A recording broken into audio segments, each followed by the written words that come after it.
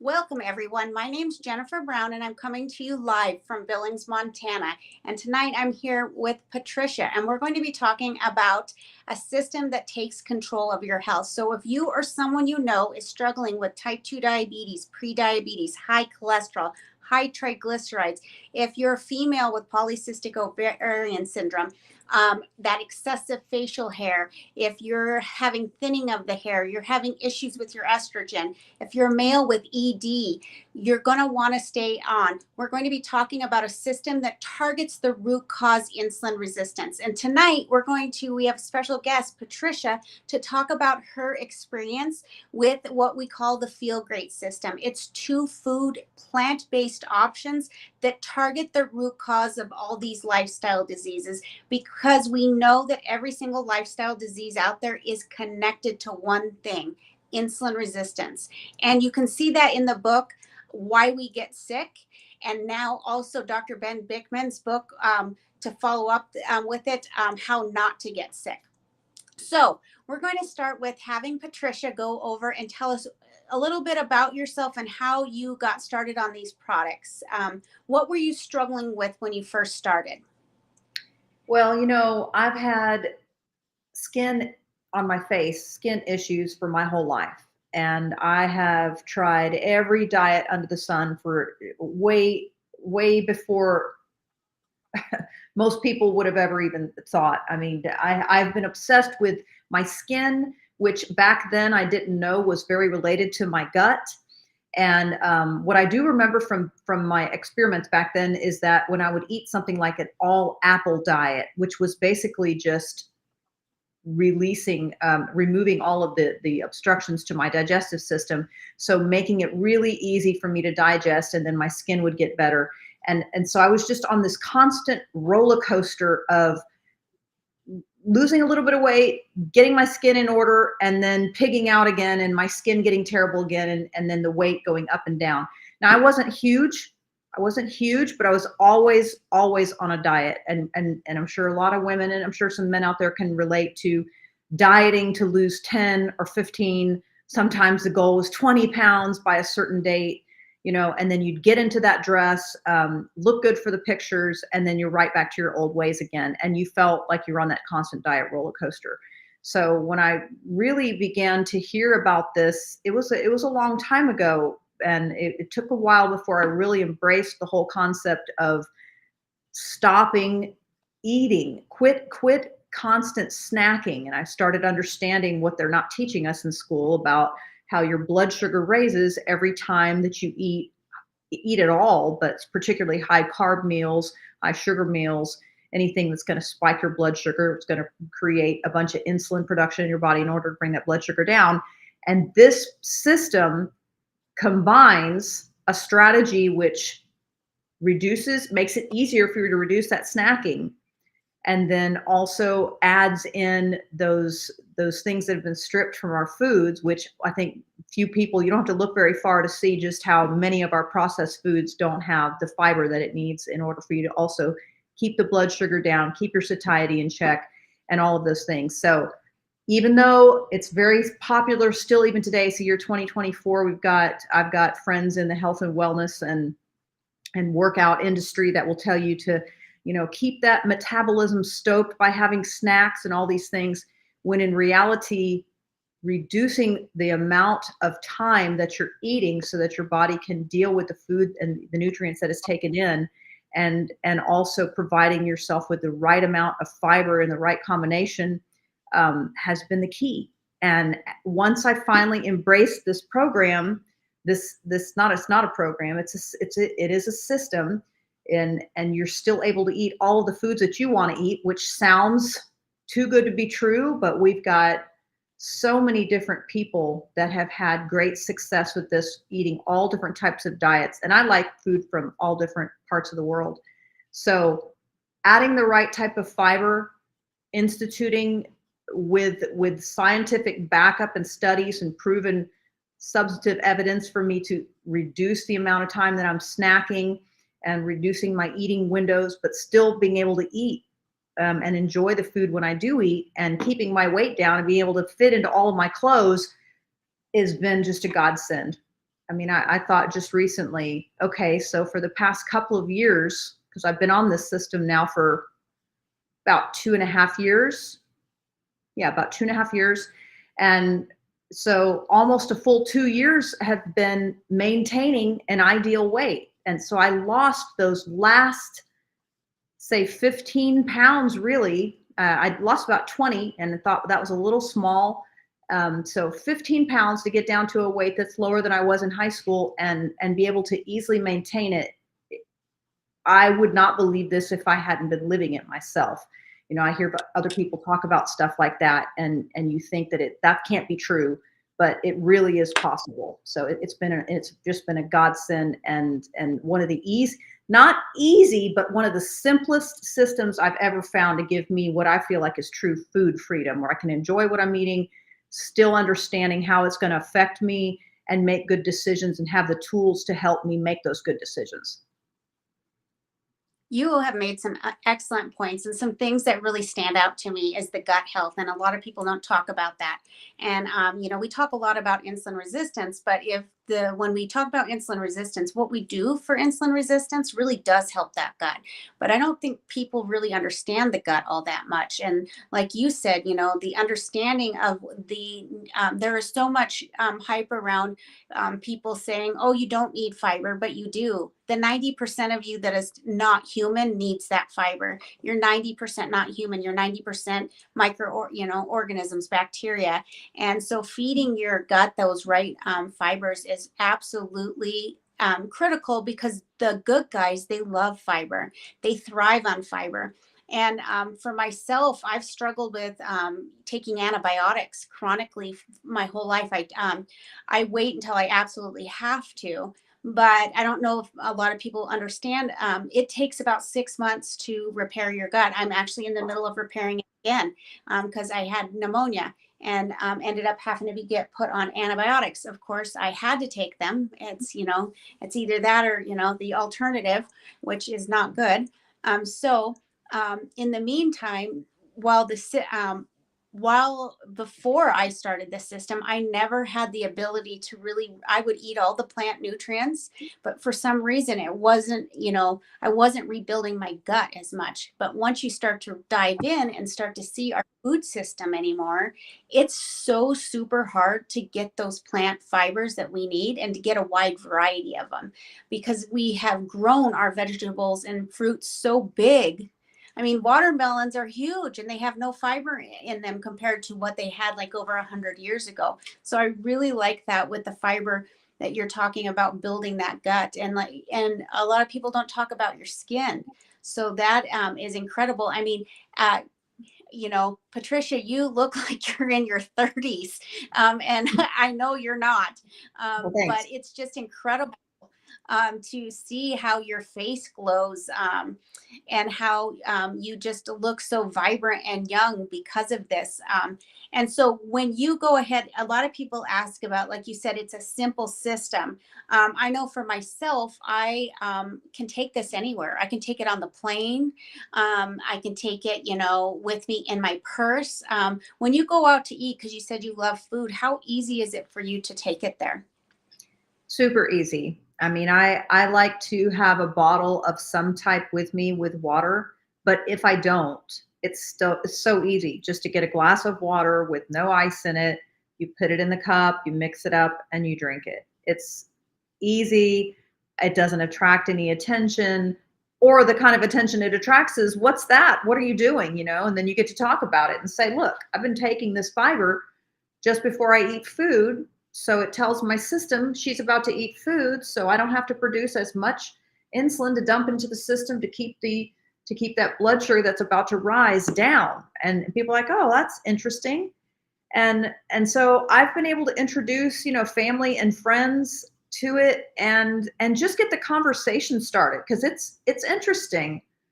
There's so much propaganda out there, as you know, that is not talking about this, and is still telling you to keep that metabolism stoked. You got to have little snacks, little protein bars, little this. It's only 100 calories, or the old school, the the configuration of your plate or your food pyramid saying that you need to eat a lot of not just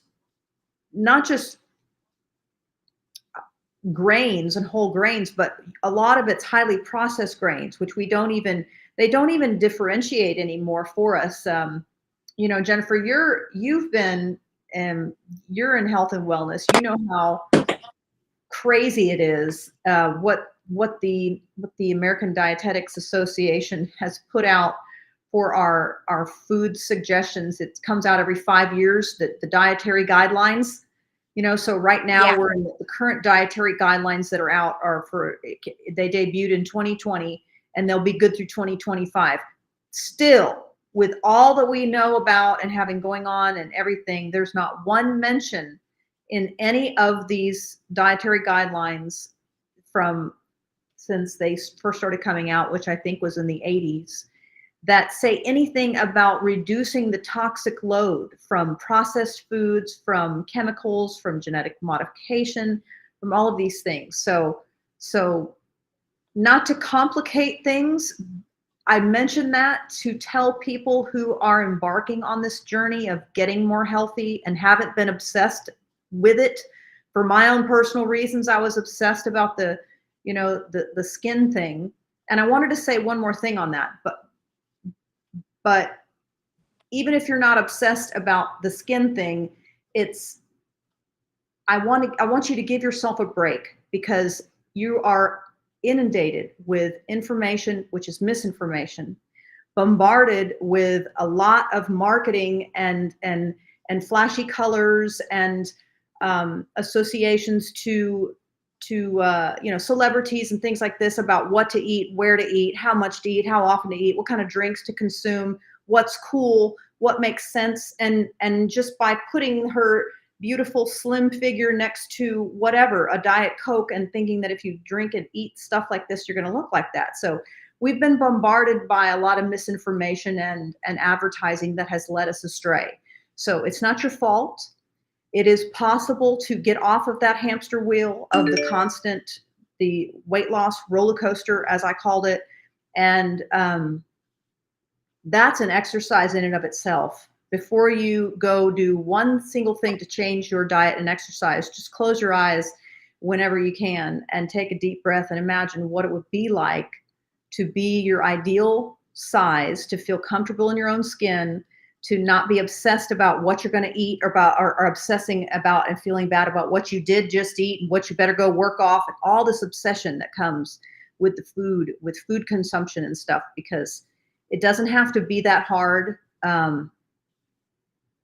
And your doctor's probably not, unfortunately, going to be the one that tells you this, because we have, the FDA, the Food and Drug Administration is under one umbrella, the food and the drugs. So, one of them's making, the other one is making sure. I heard something today on Tucker Carlson, which is not a YouTube station I normally listen to, not to say that it's good, bad, or indifferent, but there were a couple of people on there who used to be in the medical field that had dropped out of it because they just realized that, well, one of it was a woman that used to be a doctor from Stanford University that realized that the way that doctors were scored was not in how are your patients doing, how many medications are they reducing, or how are their vital signs improving. She literally said that the way that they were, and y'all please go look this up. This was August 16th of 2024. Tucker Carlson, I think it already had like 68,000 views when I looked at it a few minutes ago. And it shows that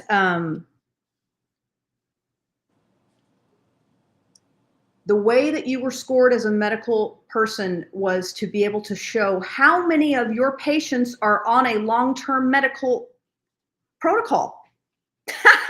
If that's not problematic, and that's what made her say, what? Now what? I cannot be a doctor, and the goal of my to support and help the health of and vitality of the people, the human beings that I'm serving is to try to get these people on more long-term medications. Like Yeah.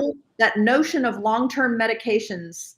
And I want to listen to that interview again because it was so incredible. But that wasn't even a notion until like the late 60s, maybe 70s.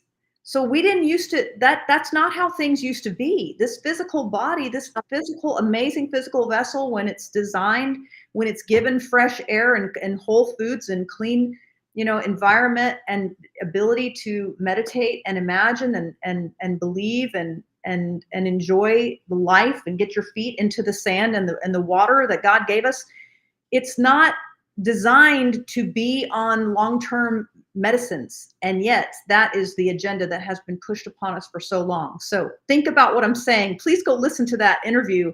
There was a doctor that got out of the whole thing because she did not want to, basically her boss was, whoever you want to say that is, the governing body that was over her was informing her that the way that she would be scored as successful was how many of your patients are on long-term meds. I mean, that's... I know. I just did a post on that. If your doctor prescribes you meds without asking you about your diet, what you're eating, what you're exercising, your stress, your structural issues in your body, all of, the natural things that should be going on, the root causes, then you actually have a drug dealer. And let's be honest, they're not a doctor, they're a drug dealer. And if you're wondering who that's Casey and Kelly Means. Casey is the doctor, it's brother and sister. They're absolutely phenomenal. They wrote the book Gather Good Energy, but he talks about too, because he came from she lobbying. came from big pharma. Ed, he came from big food. Yeah, the lobbying, yeah. Yep, lobbying for big food like Coke. And he said I've seen interviews with them, 70% of, I think it's the CDC are bought and paid for by Coca-Cola. The politicians are, the doctors are. This is, who gets the biggest profit from you eating this highly processed foods? They're not even foods. They're food products, because they're not food, because they're not nourishing. They don't come from life. The biggest people that profit off of it is big med. It is the individuals. I had someone come on my live yesterday afternoon, and I talked about, are we giving are we giving informed consent? Because handing someone a pamphlet to read through is not going to work. You're handing them, as a provider, the medication. They're trusting you that it's safe for them. I have, in 22 years in healthcare, I did acute care for over 10 years, which is in the hospital where people are so sick.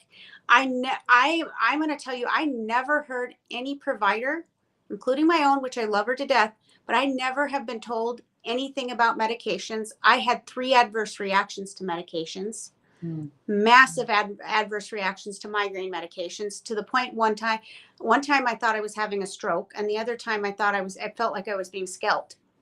And so I've been on the receiving end of adverse reactions. They were so bad, I ended up with 5 MRIs. And so the thing about it is this is not like, you can say that you might think that they're giving informed consent, but they're not. They've got 10 minutes with you. It's like, they're just like, you're in a fast food. I get more time sometimes in the fast food lane at Wendy's, depending on how long the line is, than I do with a provider half the time. And so, it's by design. They're not designed to sit there and talk to you about what you really need to do with your health. They don't understand, and we were not taught. I got my undergrad in nutrition and my master's in nutrition, and I was not taught about insulin resistance, the root cause, outside of type 2 diabetes. And you talk to most providers, they will tell you the same thing. And we have providers that will tell you that are part of this and are starting to come out, just like Casey Means, and seeing that there is a natural way to help people. I think a lot of times the problem is that they don't understand that there is an alternative. But if they really truthfully wanted to know, our products are actually in their provider's digital reference. It's 2 food-based products. We have the clinical data, 12 clinical studies, and it's clinical studies outside of our company. They let people like the Cleveland Clinic, the #1 heart hospital in the world, study this one. And what they said is that if taken on a regular basis at a population level, not just an individual level, on a population level, it can lower your risk of heart cardiovascular disease and lower your ability to have the need to have a lipid lowering medication. Basically, it can take you off statins. That is with the help of your provider. As you go down, but the thing is this actually goes after like the triglycerides, which are far more toxic to your body than any one of the, when you're looking at your lipid panel, your triglycerides divided by your HDLs are the most important thing. The total cholesterol doesn't tell you really, how healthy your heart cardiovascular disease is. And I got a video taken down on TikTok today because of misinformation. I've posted it here on Facebook and on and on Instagram. It hasn't been removed, but it was with Dr. Lustig, and I did a little commentary. But there is over 44 clinical studies that shows for primary prevention when it comes to statins, you only get 4 days to life, 4 days extra in your lifespan, but it puts you at a higher risk for type 2 diabetes because it interferes with your insulin's ability to be effective in your body. And so the thing is that they don't want you to hear about this because they're bought and paid for a lot of 4 days of what? 4 days. So you only, when you take a statin, the clinical studies, in over 44 of them in a meta-analysis, you only extend your life by 4 days. So when you take those medications, but it's billions of dollars on the line. Yeah. And it is their requirement, if you've had a heart attack, to send you home on a statin. So this is their protocols. What it is that, so they diagnose you. You come in, kind of like you go in and take your car in to be, looked at. But they're practicing medicine. You come in, you get diagnosed, and guess what? They have to go off a protocol that is approved by your insurance that really trickles down to big pharma and big med. And, and so it's not, the doctors go off of that because that is how they are reimbursed. They're reimbursed based on what they're told by these big companies. And who does it really go down to? It goes down to these billion-dollar industries that their medications, if we're not saying all medications are bad, but really if your medication, if you have to keep taking higher and higher doses to stay at the same level, there's a problem. These are not fixing the problem. It's putting a Band-Aid over a gushing wound. You wouldn't or like trying to put duct tape over your plumbing and you've got water flying out. You wouldn't do that. We need to fix the root problem. Why is this happening? And it's gut health and insulin health. And when you address both of them, it comes down to spacing of your meals. You need to space them out. Like Patricia said, eating small meals all day long. And that's what I was taught in school. Eating small meals all day long is to keep up your metabolism. There is absolutely no research out there that provides any validation to that.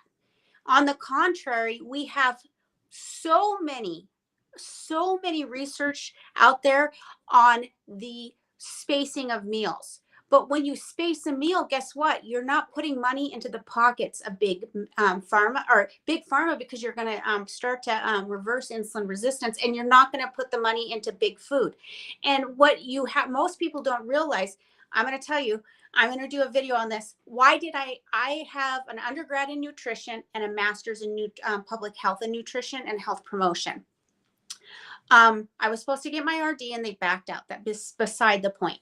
And I kept trying to decide, do I go back and get dietetics so I can be a dietitian? And I came down kind of like Casey means with the doctor. If I decided to be an RD, this is who I would be employed by. It's not by the hospital guy. It's actually by Sodexo or Big Food. They're housed in the hospitals, but they are not employed by the hospitals. You might get a government job or you're going to work for Big Pharma. So I found it unethical because I knew even back then that there was a problem. But I was like, I'm not going to do that because I don't want to be told what I could do because I knew something was wrong. I just didn't know what until I came across this and started really learning about insulin resistance, thanks to Dr. Ben Bickman, Dr. Jason Fung, and all these doctors that had the balls. Sorry if you don't like that, had the cojones to actually go against the grain. We have so many doctors that are now coming out and saying, listen, what they're doing is wrong because it's not fixing the problem. If you don't fix the root problem, all you're doing is putting a band-aid and you're fixing one problem. And I say it's like playing whack-a-mole. You might get one problem down, but it's still brewing in the background. You haven't fixed the problem. When you take insulin and you're a type 2 diabetic, you're only lowering the blood sugar and shoving it back. Where is the blood sugar going? You're taking out of the bloodstream and packing it back into the body. We know that having a high blood sugar is toxic. How don't we understand that having a high body, the amount of sugar in your body is not toxic? It literally rots every single cell in your body. And Dr. Jason Fung talks about that in the diabetes code. You cannot out-medicate your plate. You cannot fix dietary diseases with medications.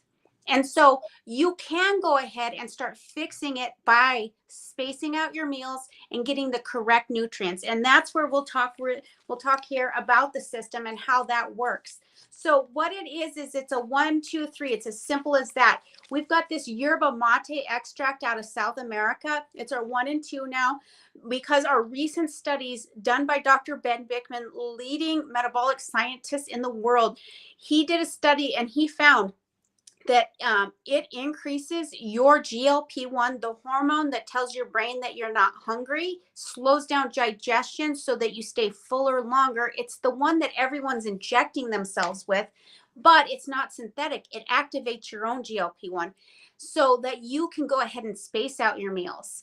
It's highly purified. It's got 375 times more chlorogenic acid. Why does that matter? It's because chlorogenic acid is an insulin sensitizer. It's the stuff we love in coffee that makes our brain feel alive and we feel great. Caffeine is not what we really like. Caffeine just shuts off the thing in your brain that tells you you're not tired. That's what this does. This is an insulin sensitizer. It allows you, it makes what we call fasting, or I like to tell people it's your time-based feeding, because people hear fasting and you freak the heck out. Fasting is just anytime you're not putting food in your mouth. If you're not putting food in your mouth right now, you're fasting. If you're not putting calories in your mouth, you're fasting. So it makes that a joke. It's just simple. We put it in anywhere from 20 ounces of water to, I like it in 40 ounces because it has a small amount of caffeine. And so I just sip on this, and I sip on it throughout the day because I just feel so much better with it. I got off of probably 4 toxic energy drinks a day. I used to drink a 5-hour energy and three sugar-free Red Bulls a day. I started those after I got COVID and I got that chronic fatigue. I was able to completely get off of it. I had some horrible side effects I won't even talk about on here because it's so inappropriate, but it was horrible. I mean, I felt my gut was a hot wreck because it was so packed with caffeine. Plus, we know that excess caffeine in the synthetic caffeine that they put in these energy drinks it leads to insulin resistance. And so Oh, I really started my health getting back. And Dr. Ben Bickman did a video on this, but he also then followed up with yerba mate. It is a different type of caffeine. And then you have theobromine that helps, so it counteracts that. So this makes it so simple. So we take this one in the morning, one, and we sip on it throughout the morning. We allow you, when you use this in place of breakfast. Now, if you're a female and you're still having menses, we do have a calendar that shows you how you can go ahead and work around your hormones as well, because there might be times of the month, like 2 weeks of the month, you're going to do 3 meals a day. But you want to focus on, you're going to have this, but then you're also want to focus on that first meal of the day being protein and healthy fat. We'll have calendars for you when you do that. Now, we say number 2 is another yerba mate. You can take this before you eat, or like some people, we eat our meal, and then we go ahead and sip on it in the afternoon so we don't snack in between meals. And then number 3 is our plant-based fiber. It's more than just fiber. It is 4 different patents in here. It's got the cardiac matrix in here. It's got the fiber matrix that has been shown to decrease the spike in glucose and insulin or glucose by 35%. And I think it's like 13 to 20% on your insulin levels. So this has also got a technology that just basically expands. So it goes ahead and tells your brain that you're full. It basically says, oh, I'm full, so you don't overeat. Now, for some people, if you're a fiber junkie like Patricia and I, we do 2 fibers a day because we love it. Now, we used to do that as part of our system, but now we have gone to the 2 of these and then work people up to this, because we have found that so many people are chronically low on fiber that it's good to get started on this, get your body used to it, and then get you into doing 2 a day, because the ultimate goal would be to do 2 of these a day. I did want to say something about the gut thing. And thank you for reminding me to focus a little more on that, because, I started out by saying that a big part of me finding this system and it working for me was also that it helped fixing my skin, and my earlier experimentation with that was me realizing that it was related to digestion. I couldn't quite figure it out. But I took antibiotics every day for 5 years for my skin. And really, that no doctor should have even allowed me to do it. Like, I'll be honest, I was going to this doctor and getting some meds over here, and then I was going to this doctor and getting some meds over here, because I didn't want to, because they didn't want to, they said, this is not good for your liver. You shouldn't be doing 100 milligrams of minocycline every day. But I just wanted to keep my skin clear, and it worked for a long time. But I'm also trying to talk to anybody out there that's, if you're on any long-term medication, something like that, like an antibiotic or something that seems to be squelching the issue, you're probably not really getting to the root of the issue. You're not getting to the root of the problem. And for me to be able to have gotten off of antibiotics that had been taken for so long, and to be able to get my gut back into such a place where I could, eat pretty much anything I wanted. I mean, I don't go crazy or anything, but there's so many foods today that are problematic for a lot of people. I feel lucky that I was able to get mine under control to a point where, and I was taking very expensive probiotics too, and I've phased out of that to be able to get my gut flora back to a place where I can feel confident eating something. I'm not going to be running to the bathroom, but I'm also not going to be constipated, because these are all these were problems with my gut, because when your gut flora is not right, when you're doing things that that's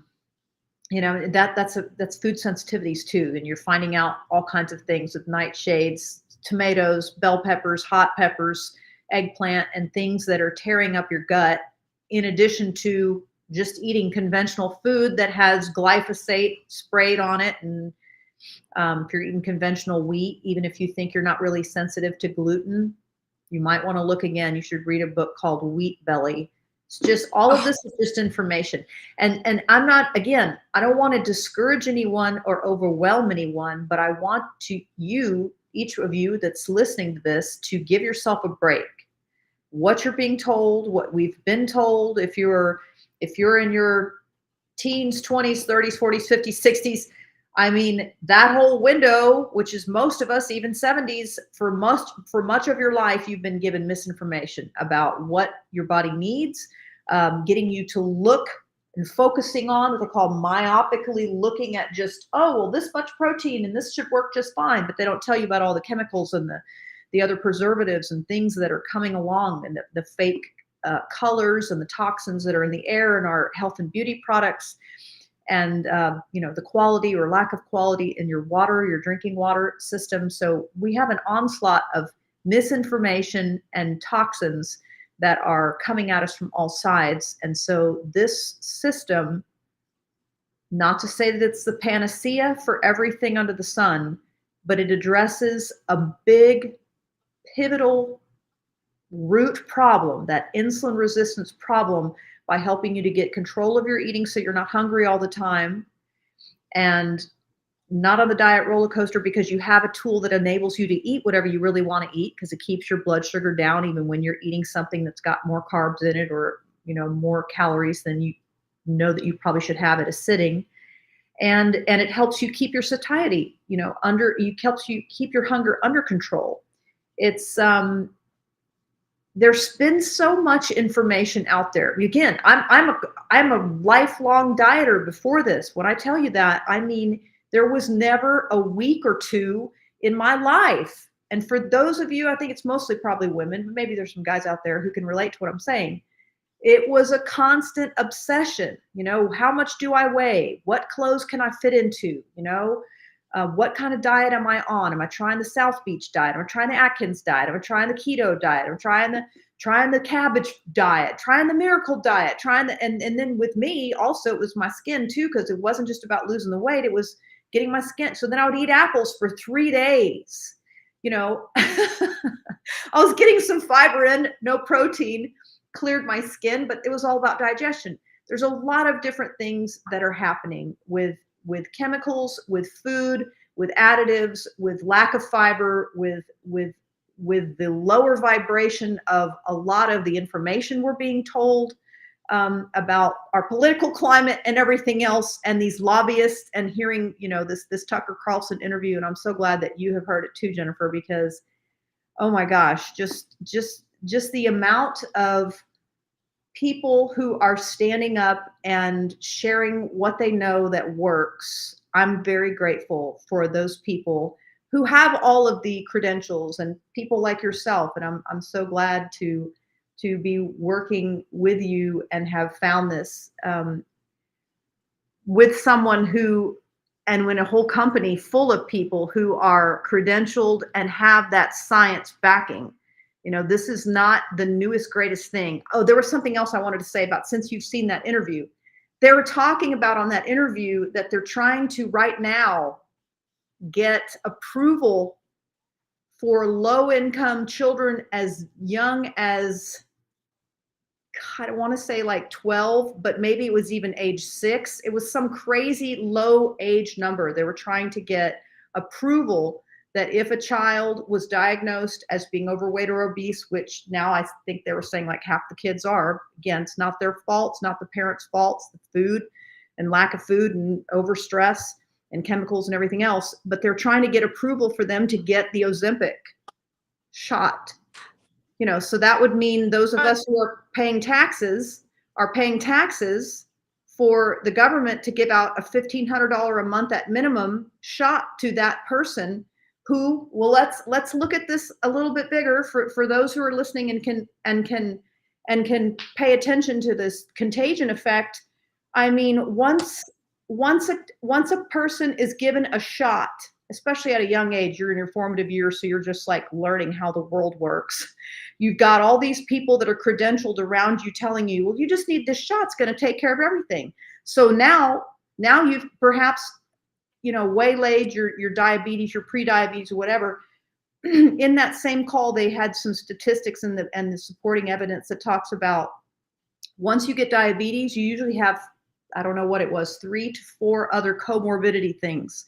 So high cholesterol, a high blood pressure, some other things. Again, all leading up to getting the doctor who's treating you with this shot, again, during your formative years. I'm trying to imagine a 12-year-old, let's say it's 12, a 12-year-old being told that they can just take a shot and then now that's going to waylay their hunger. And then they're going to have comorbidity factors with potentially high cholesterol and these other things. And the doctor who's treating them is pleased because they are able to check that box and say, yes, I have a new person who's on a consistent medication. This isn't the most craziest thing ever. Oh my gosh. That is absolutely unethical on a level that is almost sickening, because I don't know if I had told this earlier, but this thing here, this Ozempic, the Trulicity, the Wegovy, the side effects on this are outrageous. One gal came on my live the other day. She almost died from Trulicity. She almost died. And not one of her providers told her the risk factors for gastroparesis. That's when your gut freezes. So that's part of a natural part of GLP-1 is it slows down the emptying, or when you produce it naturally, it slows down the emptying of your gut. And so you stay fuller longer. It's only supposed to be for 4 to 6 hours. So Dr. Ben Bickman talks about how they did with this medication on a scale of 1 to 10, it takes it to an 11. It takes it to superhuman levels. So now we know they have to take you off of it for at least 2 weeks before an elective surgery because of the potential of you having undigested food in your stomach for 2 weeks. And so food literally sits in there and rots. And it goes ahead and you get sulfur burps. Look at Jessica Simpson. She looks 20 years older. She's only lost something like 20 to 40 pounds because she did a lot on her own before she started Ozempic. And then I did a video. She looks older because you lose the subcutaneous fat in your skin. She looks gray because she's not getting nutrients. That is true. They get so sick they can't eat. They can't eat anything. And so the rate in which people get themselves off of it now is about 50 to 75% take themselves off because it's either too expensive, they can't find it, or the side effects are too bad. Most of the time it's the side effects are they are tired of feeling sick.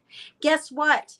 This increases your GLP-1 naturally, and people feel amazing on this. You feel great. People are aging backwards with this. You're not aging 20 years like Sharon and all these crazy, they call it Ozempic face. They call it Ozempic face because you age so fast. And I don't think we fully understand yet the actual ramifications of these medications. Callie Means, the brother, I've seen him on a couple of smaller interviews talking about he thinks it's going to be recalled eventually because it's so catastrophic. And the side effects are so bad. And we're not being informed about them. We're not being informed. I have a syringe because I had a family member who tried it for 3 weeks and realized everything I told him was true. That these make you sick. And, fortunately it was before anything became too bad. And so what the thing is you need to know that these don't fix the problem. This gives you a synthetic way of going ahead and telling your brain that you're not hungry. But it also tells your gut you don't need to produce GLP-1. So we do know with obesity and type 2 diabetes that most people are lacking GLP-1, and that's part of why they're obese. They don't have that full factor. So now you're training your body not to produce it even more. So when you don't produce it, it's crazy. You're training your body not to. So when you go to get off of it, the hunger comes back, and it comes back with a vengeance. And so people are gaining weight. We also know with these medications, you lose about 40% of your lean mass. That is your bone as well as your muscle. If you're a female over the age of 40, you should think twice about this. Losing bone is catastrophic. Um, falls as you get older go up. And it's one of the leading causes of death in seniors. I work with seniors. That's what I do for my day job. And fall risks are so huge. And so now we're putting on individuals who have 4 or more comorbidities, putting them on medication. So we've got seniors on Medicare, as well as now they want to put the Medicaid patients on this stuff too. We're paying for it. And then but we're not telling you that you're losing lean muscle. And people will say you can work out, but that's not the deal, because they're seeing this. They have never seen on. You can look at almost any kind of weight loss or any kind of program. We don't see that high of a loss in bone, especially, or muscle.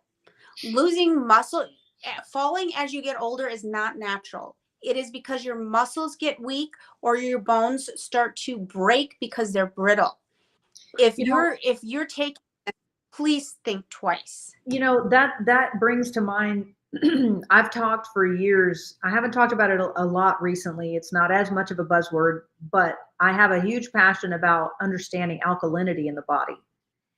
And when I would speak about alkalinity, so when you take in proper minerals, minerals have a couple of purposes in your body.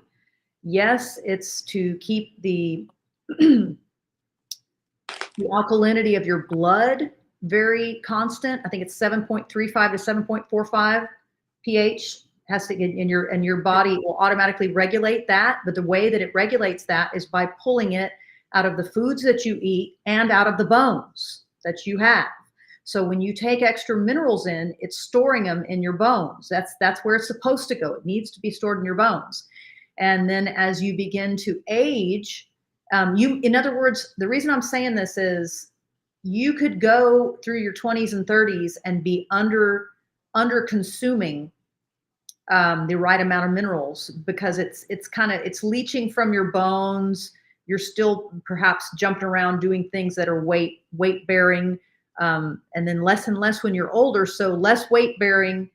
Your body is still leaching the minerals out of your bones to keep your body fluids, particular blood not alcohol, your blood alkalinity, right in that right range. But it's leaching out of your bones, and then if you start, which tends to be a lot of older people, because they're the ones that can afford it to do it, and are having a natural weight gain that might come about, but it's being, of course, escalated by everything else that we've been talking about, all this extra food and chemicals and exposure and stuff.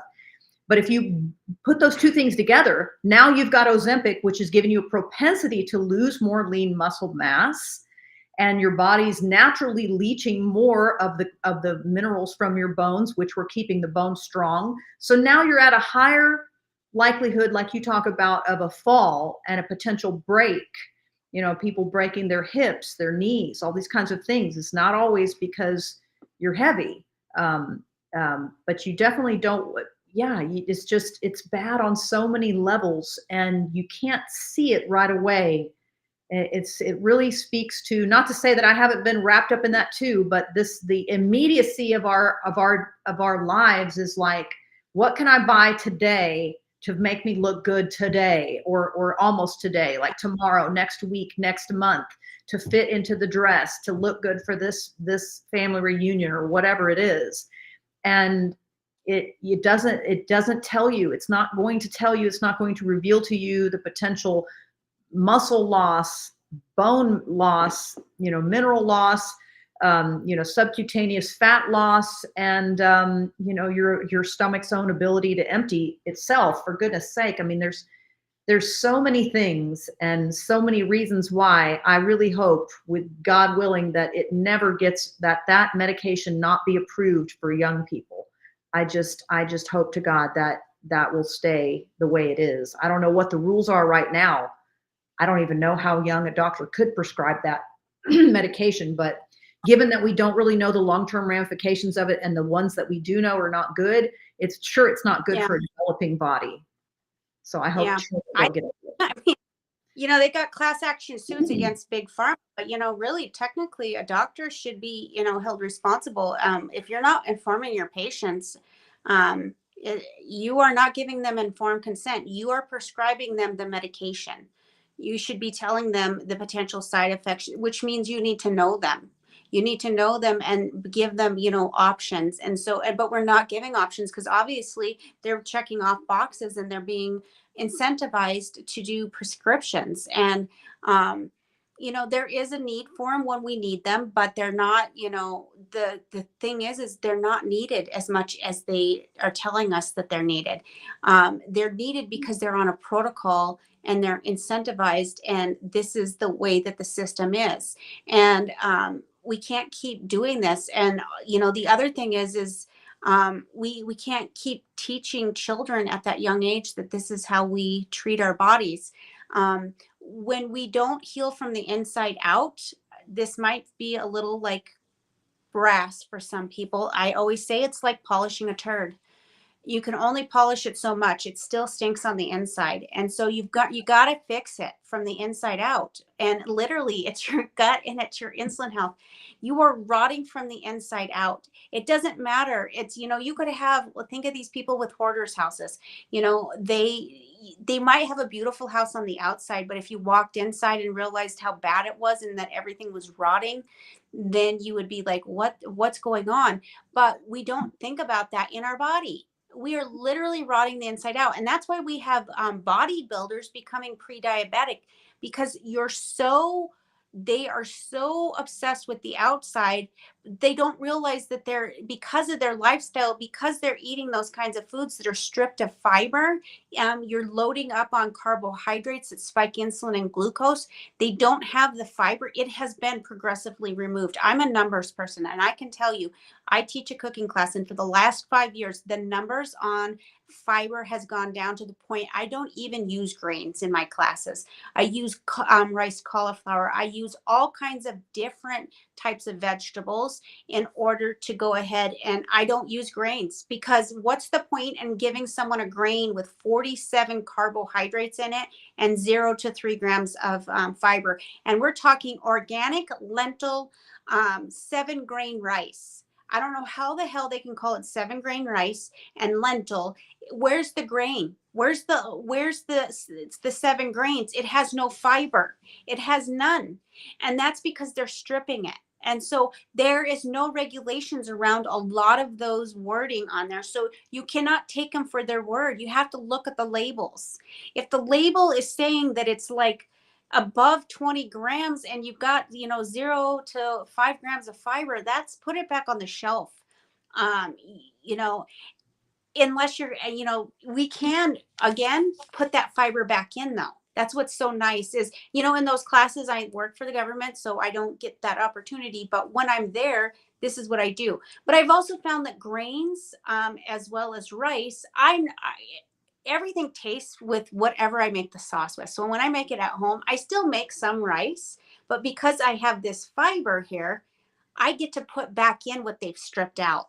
And so that's what's nice is I get that food freedom, like Patricia said, is because we get to basically take and put back in what they're stealing, because they're stealing your willpower. When they remove fiber, they know this is not by accident. They know they're stealing willpower away from you, because if you don't have fiber, you're not going to get full. They've demonized protein and they've demonized fat.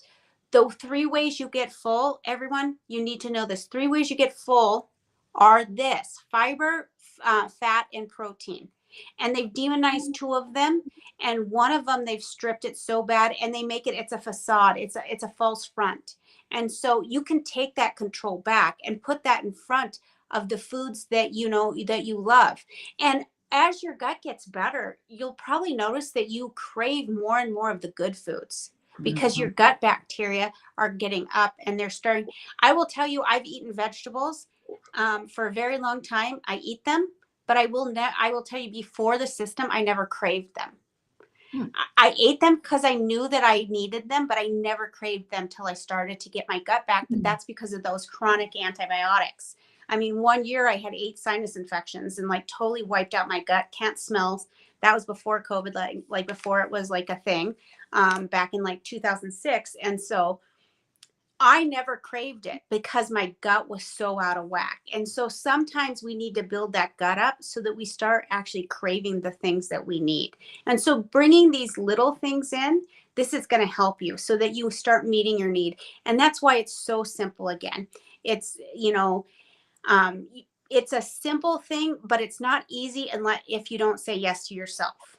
It's $1.67 or $1.70 a serving, which is a little over $5 a day. You're worth $5 a day. I mean, how many of you are spending $10 on a cup of coffee, when you're going through Starbucks? That's going to give you insulin resistance, type 2 diabetes. It's going to make you ill in the long run. This makes you feel good. This is going to give you actual energy and good energy. This is going to fuel your body. And so, but you have to say yes to yourself and start to, like Patricia said earlier in this conversation, start to know what it's like to feel good. Because most people, I don't think, realize what it actually feels like to feel good. You felt like crap for so long. You think that's what your plight in life is. But that should not be our status quo. Feeling like crap should only happen when we're sick here and there. It should not be the life that we live. You were not meant to feel like shit. Nope. Sorry, I say words out there, but we were not meant to live like that. Yeah. We were meant to thrive. And they want you to think that that's what life is about, but it's not. And so, but what it comes down to really, though, the only thing hindering you from living the life that you want is you. And I had to realize that for me. And I had to stop waiting for other people in my family to want to go ahead. Sometimes you have to be willing to be the change, be the leader. Be the leader in your family. And sometimes your family members may be the last ones on the boat. I have had more strangers jump in my boat before my family did. They waited till they saw, but sometimes, they have to see it. And once they saw the change, they jumped in the boat with me. Some of them are just 2 years later are now jumping back in.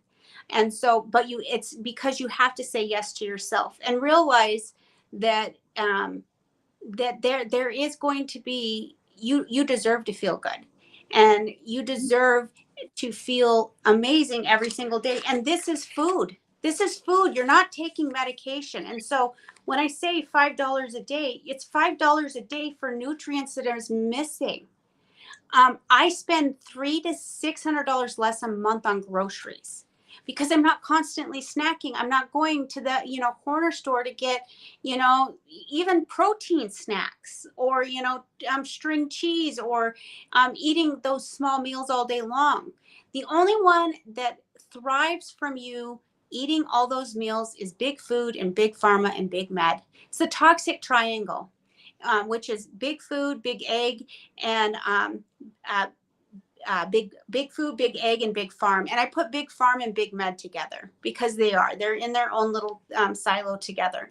And so they're kind of meshed in together. And so they have created a system where they have made our food system so rotten in the United States that it is an uphill battle because they've stripped those nutrients out. But it's kind of like they've stripped out the gold and you don't realize it because you don't taste it in your food. You don't taste that it has less vitamin C. You don't taste that it has less fiber. In fact, you're probably like, oh, I don't have to chew through that. But that's what's nice about this. It's grown up. And what you do taste is what their engineers want you to taste is the right combination of sugar, salt, and fat. And it's so good. It's delicious. It's packaged. It's pretty. It's on sale. And it's sugar, salt, and fat. And man, I gotta have it. And you're,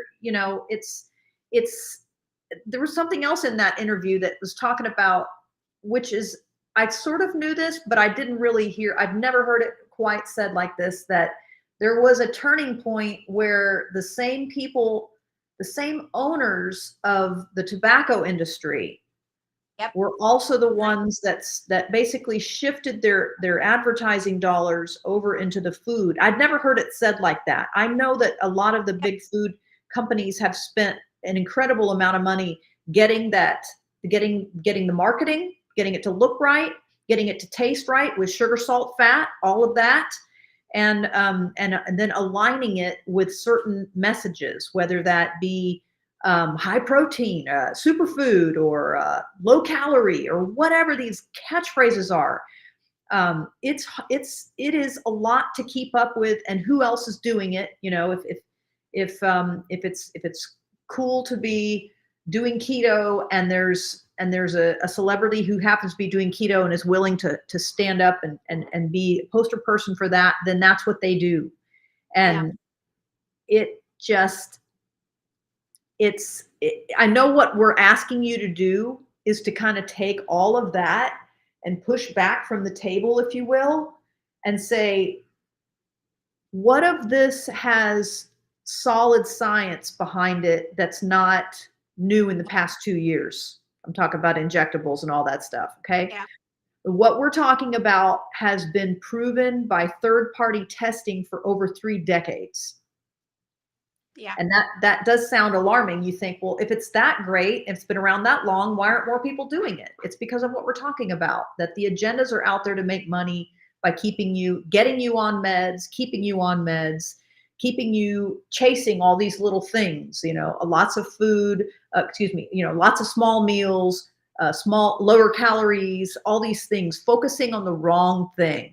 You need to be eating more whole foods, more foods in their whole and natural form, and prioritizing protein and high quality plant foods when you do eat plants, and understanding even what I didn't until this system about the combination. So we look a lot at constituents. Okay, there's this number of protein, this number of carbs, this number of fiber, and you've got to have something to start talking about it. But it's not only that. What we're talking about, like with the fiber piece, this has got the right combination of plant sterols and esters. And let me tell you why that's important, because it's not a term that most people throw out a lot. It amplifies the fiber that's in there. It makes it more easy for you to assimilate it. That's like, if you've ever heard the idea that if you don't eat very clean, then you've probably got a very, almost dirty system. You could have a lot of mucus even through your system, so that if you start eating an organic food, all of a sudden, you may not even have the ability to absorb that food. So plant sterols and esters are sort of like that, in that they go down with the fibers and help your body to assimilate what you're getting, so that when you're spending the money that we're talking about spending on it, you are actually able to, and you're equipping yourself, you're giving yourself the best opportunity to be able to assimilate it, to take in those nutrients, to utilize them, to integrate them, to allow your body to get used to them, to reduce your leaky gut. If you're a person who has a lot of food sensitivities, that's something else I didn't even mention for myself. I stay away from, because of everything that is, over pesticide and stuff with hot food, peppers, tomatoes, things like this. But this system, having helped repair my gut, makes it possible for me to have salsa without an issue. Like I'm not taking Tums or all these other things that you would normally have to take for foods that are not too good for you. I don't have any foods like that anymore. And I can pretty much eat everything, which wasn't always that way. So it's been a godsend, and I'm so grateful for it, and never miss an opportunity to share with my friends and family and customers and anybody who's even thinking about looking at, what can I do to get more educated, to find a solution to this uphill battle of the bulge, or some new diagnosis that you may have from your doctor. Get to the root of the problem. Don't allow someone to put a Band-Aid on it. I mean, and a Band-Aid's not even a good analogy, because Band-Aid almost even implies that that's going to eventually fix itself. It will not. It's not going to fix itself. Well, You can't, yeah. You get a adverse reaction to the adhesive on the Band-Aid, and the Band-Aid really, and I can tell you from wound care, Band-Aids don't always heal.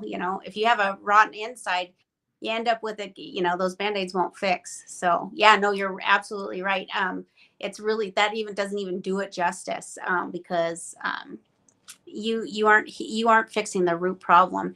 And on before we get off of this, there is this, we are going to starting October 1st. I haven't even told probably Patricia, we're going to be doing another challenge. We only do this a couple times a year, and we're going to be doing it in our Facebook group again, and we're going to start it October 1st. So it's a good time to get started on it, because a lot of people need to have a little adjustment period. And when you get on it, you're going to get Patricia and myself. We were going to get us to help you along the way, because there are, some people who need a little tweaking, or you aren't used to using fiber. We're here to help you, and we're here to be there and guide you along the way. It's so simple. The majority of people don't even need my help. You get us as little or as much as you want. And so most of the time people are like, oh, this is great. But a lot of times it is simple but not easy, because we have to still take it. And so that's where getting started on it now, getting your body used to it, us helping you with that. You join the group right away. We're still posting in there, and we're still doing more, but we'll be doing more with a bunch of us coaches. We'll be doing some more, a more deep dive into this conversation to help you and to help build that habit. And if you're thinking about it, I also want you to think about your family members, because we all know people who are diabetic, who have cholesterol issues, who have all these health issues, and to tell them about this themselves and get them to do it with you. It's easier when you get your family to do it with you, and it's fun. We have a lot of fun. We're going to be doing raffles, and it's also going to having that piece of accountability together. Plus, I just want you to remember that I think anyone who hears about this and knows about it, it's now, I'm going to put this on you. It's your ethical obligation to start telling people about it. It's your ethical obligation to tell people, because you might save their life. And we've seen this. We've seen people who were about to lose their foot due to diabetes and the complications. They saw one of us on social media. Our CEO talked about this last year in Japan. Got an email. A guy was going to lose his foot last summer, saw someone, started taking it, and within a few weeks his wound started to heal, and he didn't have to get his amputation. I had someone come on my live about a month ago over on TikTok and told me she had a wound for a year, couldn't get it to heal, and she'd done all the kinds of all the dressings. People are like, well, she could have done a manuka. She had done everything. I've done wound care. I did wound care for 5 years, and I saw people, if you did not have, she had blood sugar issues. If you do not get your blood sugars under control, you will not heal. You have to get those under control, because the dressings help, so that these dressings are pretty special. I mean, when it comes to wound care, it helps your body do what it needs to do. But if you're not controlling your blood sugar, if you're not getting in enough protein, if you're not doing the things that you need to do, you will not heal. And I saw it time and time again where we had to amputate, especially once they went over to podiatry. How many of you people don't have a family member who could potentially have a heart attack if they don't start taking this, because you're not fixing the problem with the statins. You're only putting a Band-Aid on it, because the problem is the insulin resistance. The problem is the high triglycerides, which are sugar that turn into fat and become sticky in the body. That's the easiest way I can talk about it. So now that you're hearing this from us, if you're hearing this, I'm telling you, it's your obligation to tell people about this, and at least give them an option. We come here to educate you. What you do with this information is your choice, but I want you to know that this could save people's lives. And we've had time and time again how people were so close to the edge, whether with amputation. We had one guy surgery. We had one guy who had a stroke while he was on it, but he recovered super fast. His family got him in, and it was a tear or something, but he started to talk and started to do very well, really pretty significantly fast, and they couldn't understand why. And it was because he was using the products. And so, and then he had, he had those. I actually had someone who had a tear from a previous stent, and had to go have the stent fixed. But he did really well, and he did way better this time because he had his blood sugars under control and because he had the products. So the thing about it is people will have complications, but when they go through those things, we're finding that they're going through it and healing faster. They're doing much better because they have the tools. And if you have the right tools that are meant to heal you from the inside out, things are amazing. So if you have any questions, please go ahead and, reach out to us. Yeah, the white coat, the white coat syndromes, Christina, that the doctors are not keen on the white coat syndrome. Yeah. People will, I saw that a lot too. People won't talk about, and that's why they're not talking about, people. Yeah. People, your blood pressure can go up just seeing the doctor. So, Right. and so sometimes you get put on blood pressure medication because every time you see them, they're, your blood pressure's up. But with that being said, what I'm going to say is that, please reach out to Patricia or myself if you have any questions, and we'd love to help you. We'd love to help you or one of your family members or one of your friends or someone that needs to, make a change. You need to do it now. It's absolutely critical that you take control of your health because you never know. Plus, this is preventative. I went into public health, master's in public health for prevention, and prevention's worth a pound of cure. It will continue to make you feel better. And a lot of times people will find out, they start it and they're like, oh, I didn't realize I had this going on until all of a sudden I started feeling even better. And they weren't, didn't seem to have problems, but, Yeah, with like they just thought it sleeping. was. Yeah, with like sleeping better Yeah. and just generally feeling less anxiety, almost even. I mean, everybody's, again, it's not a panacea, but when you start reducing the amount of energy that it takes to digest your food and to keep focused because you got the insulin spikes going all over the place, a lot of things can heal and improve in your system and in your body, make it possible to handle stress and stave off, potential infections, which is more important than ever these days.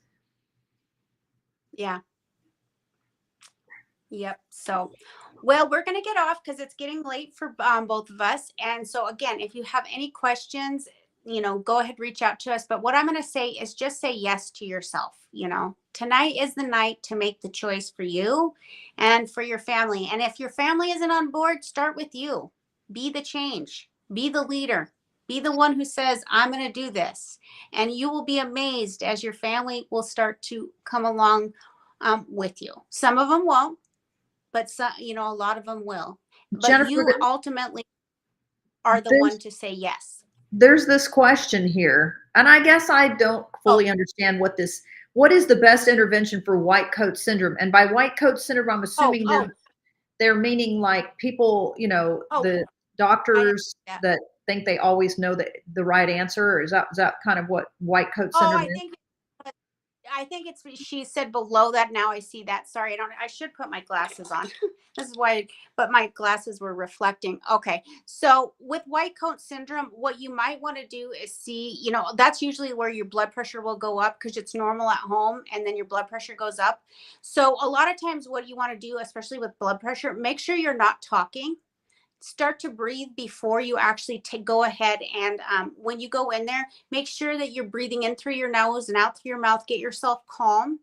Do not talk at all while you're getting your blood pressure. It will raise it. I actually had to stop talking and they redid mine, and my blood pressure dropped almost 20 points because you're talking more. Do it in the morning if you can, because as the day goes on, you retain more fluid. And so a lot of times if your blood pressure is being checked in the afternoon, you checked it in the morning, your blood pressure is going to probably go up because the amount of fluid in your body is going up. That's just a natural thing. So if you can go into the doctor and get your appointments in the morning, I did tend to see people do that. But when you go in and you get that white coat syndrome because, all of a sudden your blood pressure goes up because you see them, because that's usually what we talk about when we're talking about, getting the white coat syndrome. I just sit there and get your body, and you breathe in through your nose and then out through your nose if you can. If you can't do it out your nose, do it out your mouth. Get yourself to calm. and then have them take your blood pressure. Again, do not talk while you take that blood pressure because it will rise. And Okay. I didn't even think about that. And the thing about it is that while they're taking your blood pressure, they're also asking you questions. So if you could just tell them, can we take my blood pressure? And I'll answer the questions after I'm done. Always check in the morning. Um, After waking up and meditating. That's good. Morning meditations are awesome. yeah. Oh yeah, and so that's probably why your blood pressure is down. So when you go into your provider, tell that nurse that, MA or whoever it is, can we take the blood pressure? Let myself like get some breathing in. I need to, and not talk because I was an MA medical assistant for while I was going through my bachelor's, and I taught. They didn't tell us about not talking until I went through another person, and they said, "Oh yeah, let's not have you talk." And see if your blood pressure, because my blood pressure is never up that high. And so I went, and it was a health coach actually who had me do it. I took some deep breaths. I calmed down. They took the blood pressure again and was down 20 points. It was insane. And so I had worked myself up by talking too much. So part of the whole check-in process is there, when I was in wound care and podiatry, I saw people every 10 minutes. We saw 32 patients. And so we're trying to do the blood pressure while we're asking you questions. But if you want your blood pressure to be accurate, you should not talk and you should be calmer at that time. Mine is having a digital monitor at home, but I check twice in the morning and for consistency. And that's just it. And that's where I would just check with the doctor and say, try that, be calm, and maybe bring it in and see. Maybe you can also bring your digital one in with you and then compare it to the one that they have there and see if you have a discrepancy as well. That's about what I can tell you on that. I can't, since I'm not a doctor or a nurse, there's only so much I can go on there. But those are some things that I definitely would, make sure that your blood, because that happened to my husband too. I told him he needs to take it. He needs to go in the morning and have his blood pressure taken in the morning, calm down. And a lot of times he has, anxiety. He just had to drive through horrible traffic, and so a lot of times getting that, breath down, getting some, breathing in, and don't talk while you do your blood pressure. That might help too. So, Great all advice. right. Well, we're going to get off of here. And we want to thank everyone again for coming on here tonight. And thank you, Patricia. It was so awesome to have you and all your knowledge and all your background on here tonight and hear your experience. So Thank thanks, you so everyone. And much. we'll